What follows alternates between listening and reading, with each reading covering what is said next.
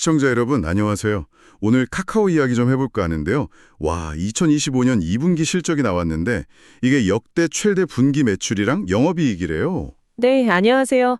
숫자는 정말 인상적이더라고요. 그렇죠. 매출이 무려 2조 283억 원, 그리고 영업이익이 1,859억 원. 이야, 정말 대단한 성과 아닌가요? 네, 역대 최대 실적, 이건 맞습니다. 맞는데, 비용 효율화 노력도 하고 또 톡비즈, 그러니까 카카오톡 기반 사업들이죠. 광고나 커머스 같은 거, 거기다가 모빌리티, 페이 이런 여러 사업들에서 성과가 막 나오고 있대요. 네, 그 부분은 맞아요.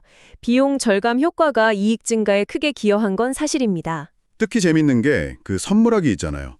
거기서 자기한테 선물하는 거래액이 글쎄 43%나 늘었대요. 전체 거래액도 8% 늘었고요. 아, 그건 좀 흥미로운 데이터네요. 자기 선물. 네.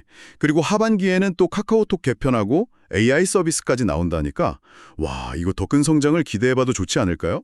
네, 그 발표된 숫자만 보면 분명 기대감이 크죠. 역대 최대라는 타이틀도 그렇고요. 근데, 조금만 더 자세히 들여다볼 필요는 있을 것 같아요. 아, 그런가요? 어떤 부분을 좀 더 봐야 할까요? 예를 들면 그 핵심이라는 톡비즈 광고 있잖아요. 이게 전년 동기 대비 성장률이 4%거든요. 4%요? 근데 이게 친구나 기업 채널에서 보내는 그 비즈니스 메시지? 이건 성장률이 16%란 말이죠.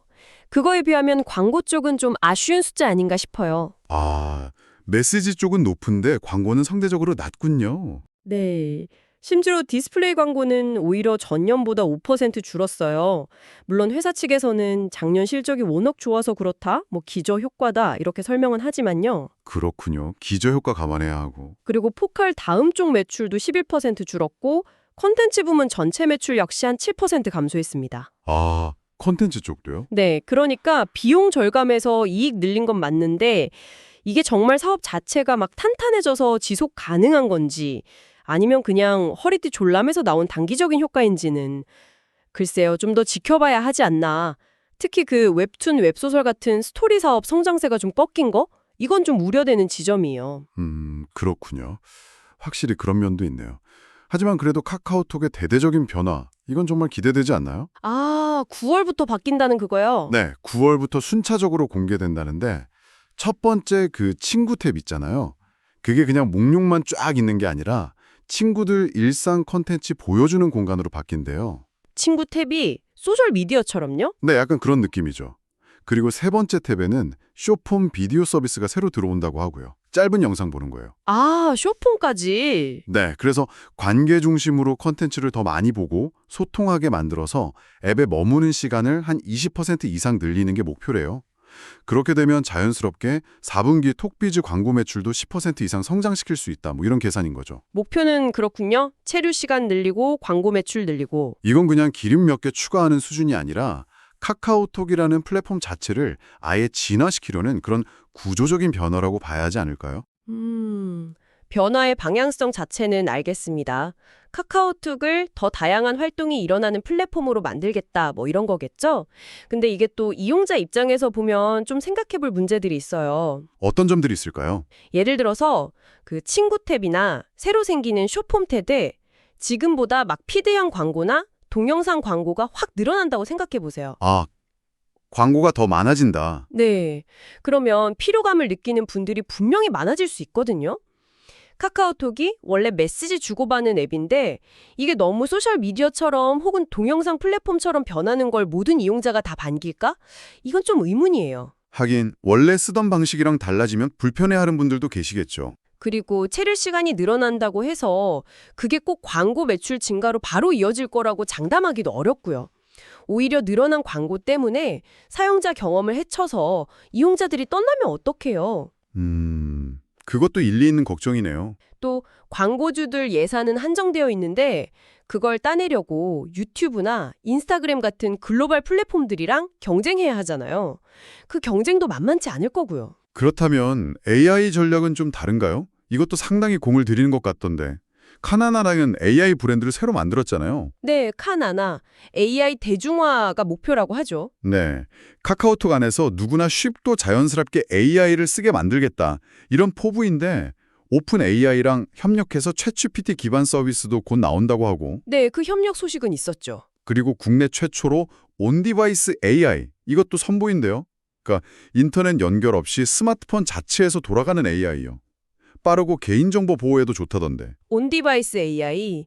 네, 기술적으로는 의미가 있을 수 있죠. 준비하는 거 아닌가요? 모바일 시대를 카카오가 이끌었듯이 AI 시대에도 뭔가 보여줄 것 같은데요. 글쎄요.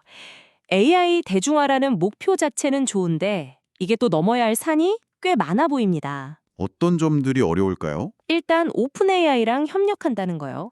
이게 만약 그냥 챗 GPT 기술을 가져와서 쓰는 수준이라면 카카오만의 어떤 특별한 차별화된 가치를 주기가 어려울 수 있어요.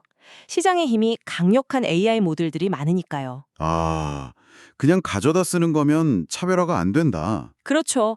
그리고 국내 최초라는 그 온디바이스 AI도 들어보니까 초기에는 아주 제한적인 기능으로 소규모로 시작한다고 하거든요.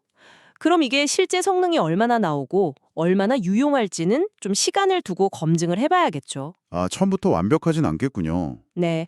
그리고 여러 AI 모델을 막 상황에 맞게 조합해서 쓰는 오케스트레이션 전략이라든지 뭐 AI 에이전트 생태계를 만들겠다. 이런 목표들도 있는데 이게 기술적으로나 사업적으로나 굉장히 복잡하고 어려운 과제들입니다. 확실히 쉬운 일은 아니겠네요. 네. 그리고 그 6천억짜리 데이터 센터 투자 2029년 완공 목표던데 이게 과연 시기적으로나 규모 면에서 지금 꼭 필요한 투자였는지 이것도 한번 생각해 볼 문제고요.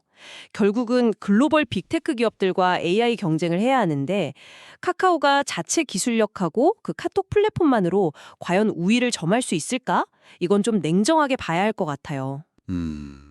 AI 쪽도 장밋빛 미래만 있는 건 아니군요. 결국 핵심은 그거라고 봐요. 카카오톡이라는 정말 강력한 플랫폼이 있잖아요. 이걸 얼마나 잘 활용해서 다른 데서는 못하는 카카오만의 차별화된 사용자 경험을 만들어내느냐, 거기에 달렸다고 봅니다. 네, 오늘 이야기 들어보니 카카오는 분명 역대급 실적을 바탕으로 뭔가 큰 변화를 준비하고 있는 건 확실하네요. 카카오톡과 AI, 이 두 축으로 또 한 번 도약하려는 것 같고요. 여러 가지 예고된 변화들이 있어서 정말 기대가 되긴 합니다. 네, 그렇죠. 기대되는 부분도 분명히 있습니다. 하지만 동시에 그 변화들이 과연 어떤 결과로 이어질까? 이런 질문들을 계속 던지게 되네요. 맞아요. 시청자 여러분께서는 어떻게 생각하시나요? 카카오의 이런 야심찬 변화들이 우리 이용자들에게 정말 더 좋은 경험을 가져다 줄까요? 아니면 뭐랄까 그냥 더 복잡해지고 피로감만 더하는 건 아닐까요? 한 번쯤 같이 고민해 보시면 좋겠습니다.